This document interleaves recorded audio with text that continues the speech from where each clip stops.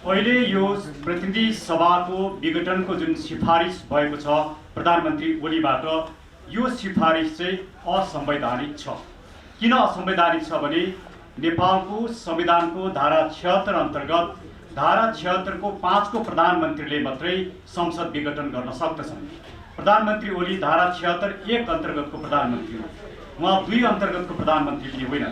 त्यसले केवल धारा 76 5 को प्रधानमन्त्री भनेको संसदमा बहुमत नभएको, 2 दल मिलेर प्रधानमन्त्रीको गठन पनि नभएको र 2 को अवस्था विद्यमान नहुँदाखेरि कुनै सदस्यले बहुमत पुर्याउन सक्छु भनेर प्रतिनिधि सभामा भनेर त्यसको विश्वासको मत लिन सकेको या नसकेको अवस्थाका प्रधानमन्त्रीले मात्रै संसद विघटन गर्न सक्दछन् भन्ने जुन संवैधानिक व्यवस्था छ, त्यो संवैधानिक व्यवस्थालाई हेर्दाखेरि प्रधानमन्त्री ओलीको कदम असंवैधानिक देखिन्छ। तर विगतको हाम्रो कन्स्टिट्युसनल कन्भेन्सन संवैधानिक परम्परालाई हेर्ने भने मनमोहन अधिकारीले जुन संसद विघटन गर्नुभएको थियो, त्यो संसद विघटनलाई सर्वोच्च अदालतले असंवैधानिक ठहर्यो। तर गिरिजाप्रसाद कोइराला जो बहुमतको प्रधानमन्त्री हुनुहुन्थ्यो, उहाँले गरेको संसदको विघटनलाई सर्वोच्च अदालतले त्यसलाई संवैधानिक भयो।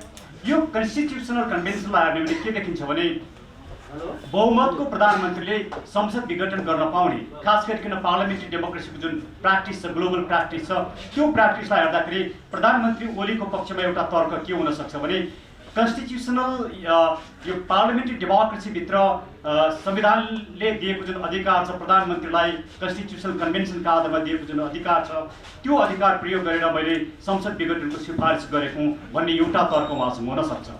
अब जहाँसम्म अर्को प्रश्न के आउँछ भने के त राष्ट्रपतिले उहाँले गरेको सिफारिसलाई अनुमोदन गर्नु होला कि नगर्नु होला भन्ने प्रश्न आउँदाखेरि मलाई के लाग्छ भने राष्ट्रपतिले नेपालको संविधान अन्तर्गत प्रधानमन्त्री या मन्त्री परिषदले गरेको सिफारिसमा मात्रै उहाँले काम गर्ने हो। प्रधानमन्त्री र मन्त्री परिषदको सिफारिसभन्दा बाहिर गएर आफैले संविधानको व्याख्या गर्ने या संविधानको कुनै पनि किसिमले शक्तिको प्रयोग गर्ने काम उहाँले गर्न सक्नुहुन्न। त्यसैले प्रधानमन्त्रीको सिफारिसभन्दा बाहिर गएर राष्ट्रपतिले काम गर्न नसक्ने भएको कारणले गर्दाखेरि प्रधानमन्त्रीको सिफारिसलाई ओभरस्टेप गर्ने काम या त्यसलाई अस्वीकार गर्ने काम राष्ट्रपतिले गर्नु भने त्यो पनि असंवैधानिक हुन्छ।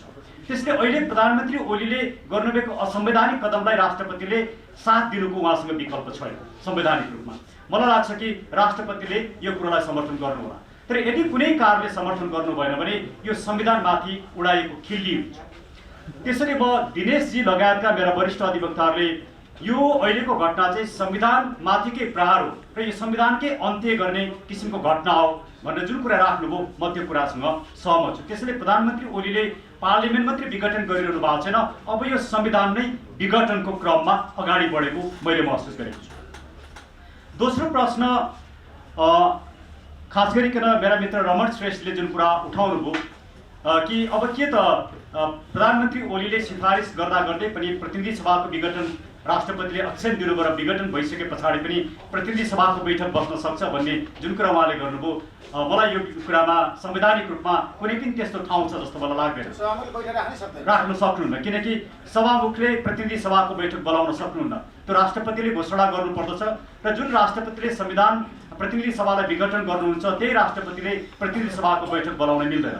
त्यसैले रमनजीले जुन कुरा भनिरहनु भएको छ यो चाहिँ संवैधानिक छैन, कानुनी छैन। तर यसले के देखाउँछ भने अहिलेको जुन शक्ति सङ्घर्ष छ, उहाँहरूको दलभित्रको जुन शक्ति सङ्घर्ष छ, प्रधानमन्त्री ओली यो संसद विघटन गर्न पनि उहाँहरूको पार्टीको आन्तरिक कलकै कारणले बाध्य हुनुभयो। एउटा व्यक्ति निर्वाचित भइसके पछाडि, प्रधानमन्त्री भइसके पछाडि त्यो प्रधानमन्त्रीलाई 5 वर्षसम्म आफ्नो टेन्यर अनुसार 5 वर्षसम्म प्रधानमन्त्री हुन पाउने अधिकार संविधानले दिएको छ।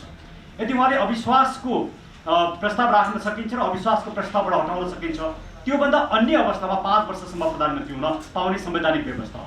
तर यो संविधानको व्यवस्थालाई कसले उल्लङ्घन गर्न खोज्यो भने उहाँकै दलभित्रका या प्रचण्ड भन्नुहोस् या माधव नेपाल भन्नुहोस्, उहाँकै दलभित्रका विभिन्न गुट र घटकहरूले उहाँलाई 5 वर्षसम्म प्रधानमन्त्री बन्न नदिने, आफै प्रधानमन्त्री हुने जुन खेल खेल्नुभयो, यसबाट के प्रश्न हुन्छ भने प्रधानमन्त्री संसद विघटन गर्न बाध्य हुनु। उहाँसँग अरू विकल्प थिएन। म प्रधानमन्त्रीको डिफेन्स गरिरहेको छैन, मैले भन्न खोजेको कुरा के हो भने यो सिस्टम जसले चलाइराखेका छन् उहाँहरू यो सिस्टम चलाउन नसक्ने अवस्थामा पुग्नुभयो। यो संविधान अब अपरेट हुन सक्दैन, किनकि संविधानले जसलाई 5 वर्षको निम्ति प्रधानमन्त्री बनायो, जसले संविधानले यो प्रतिनिधि सभा गठन गर्यो, त्यो व्यवस्था नै उहाँहरू टिकाउन सकिरहनु भएको छैन। उहाँहरूको शक्ति सङ्घर्ष र सत्ता भयो त्यो चरम अवस्थामा पुग्यो कि यसभित्रका प्रत्येक नेतालाई प्रधानमन्त्री नभइकन नहुने, यो भनेको चरम राजनीतिक विशृङ्खलता हो। यो राजनीतिक विशृङ्खलताको अन्त्य जरुरी छ। त्यसैले यो संविधानमाथिकै प्रहार र अब यो संविधानको अन्त्य र नयाँ किसिमको शासन प्रणाली र संविधानको जरुरी भएको छ भन्ने मलाई दोस्रो त्यो लाग्छ। र तेस्रो मलाई के लाग्छ भने प्रधानमन्त्री ओलीको यो जुन कदम छ, यो कदमले मुलुकमा एउटा गम्भीर राजनीतिक सङ्कट पनि निम्त्याउँछ। यसले खालि संवैधानिक सङ्कट मात्रै निम्त्याउँदैन, राजनीतिक सङ्कट निम्त्याउँछ। यो राजनीतिक सङ्कटको प्रष्ट एउटा यसले इङ्गित गरेको कुरा के छ भने यो संघीयताले अब काम गर्न सक्दैन, यो गणतन्त्रले अब काम गर्न सक्दैन, यो धर्मनिरपेक्षताले काम गर्न सक्दैन।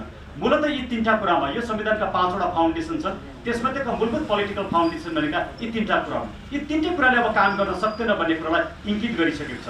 त्यसले मेरा मित्र प्रेमबहादुर विष्टजीले जे कुरा भन्नुभयो कि वास्तवमा अब जनआन्दोलनको विकल्प छैन, जनविद्रोहको विकल्प छैन। त्यसले सम्पूर्ण नागरिकहरू आज लोकतन्त्रलाई बचाउनु पर्ने अवस्था छ र लोकतन्त्र र राज संस्था सँगसँगै जान सक्छन् भन्ने कुरा ब्रिटेनको आफै उदाहरण छ।